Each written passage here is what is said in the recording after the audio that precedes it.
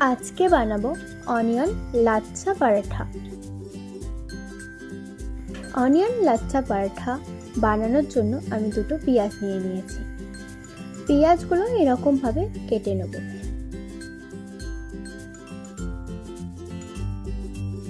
এবার পেঁয়াজে নুন মাখিয়ে 5 থেকে 7 মিনিট রেখে দেব।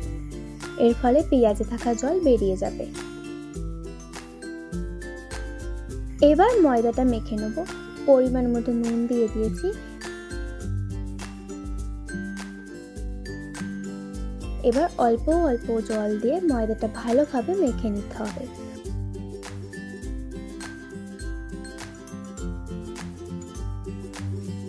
ময়দাটা সফট ভাবে মেখে নিতে হবে। ময়দাটা আমার ভালোভাবে মাখা হয়ে গেছে। এবার ময়দাটা কিছুক্ষণের জন্য রেখে দেব। দেখো পেঁয়াজগুলো একদম নরম হয়ে গেছে আর পেঁয়াজগুলো জল ছেড়ে দিয়েছে। এবার হাত দিয়ে এভাবে চেপে চেপে পেঁয়াজগুলো থেকে এভাবে জল বের করে নিতে হবে।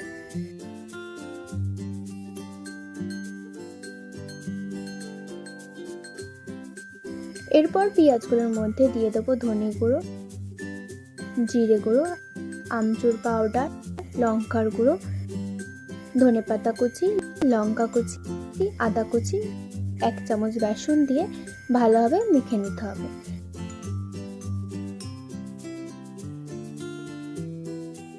এবার লিচিগুলো কেটে নেব।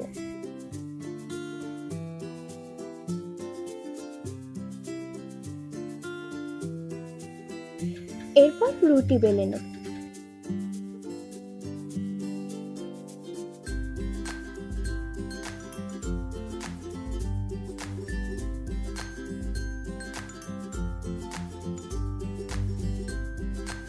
রুটির উপর তেল ব্রাশ করে নেব। এবার এই রুটির উপর পেঁয়াজের মিশ্রণটা দিয়ে দেব। একটা চামচের সাহায্যে রুটির 4 সাইডে পেঁয়াজের মিশ্রণটি দিয়ে দেব।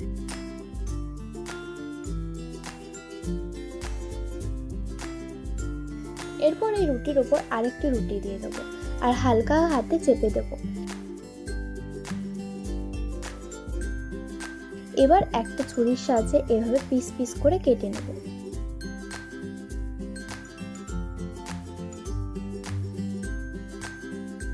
এবার এই পিস করা রুটি একটা একটা করে এরকম ভাবে রোল করে নেব।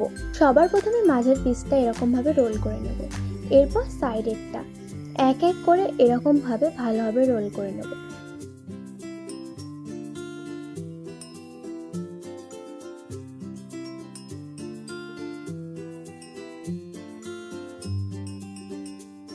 সবার শেষের পিসটা রোল করার আগে এখানে এরকম ভাবে জল দিয়ে দেবো। এর ফলে নিচে খুলে যাওয়ার সম্ভাবনা থাকে না। রোল করার পর ঠিক এরকম দেখতে হবে। কতই না সুন্দর লাগছে দেখতে। এবার এগুলো 5 মিনিট রেখে দেব। এবার এগুলো বেলে নেব। প্রথমে কিন্তু বেলুনি দিয়ে বেলবো না, হাত দিয়ে এরকম ভাবে চেপে চেপে নেচিটা বড় করে নেব। এর ফলে ফেটে যাওয়ার সম্ভাবনা থাকে না। এবার এটা বেলবো।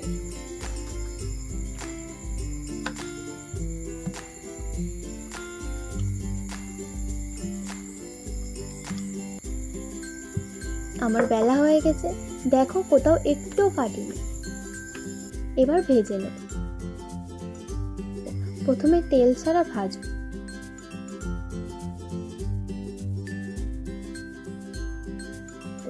এবার ব্রাশের সাহায্যে তেল দিয়ে ভেজে নেব।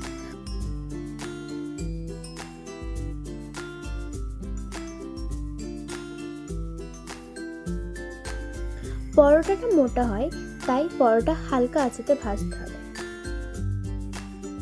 আমার পরোটা পারফেক্ট তৈরি হয়ে গেছে। তাহলে দেখলেন তো কত সহজে অনিয়ন লাচ্ছা পরোটা তৈরি করা যায়। ভিডিওটি আপনাদের ভালো লেগে থাকলে অবশ্যই চ্যানেলটি সাবস্ক্রাইব করে ভিডিওটি লাইক করে দিন আর কমেন্ট করতে কিন্তু একদম ভুলবেন না।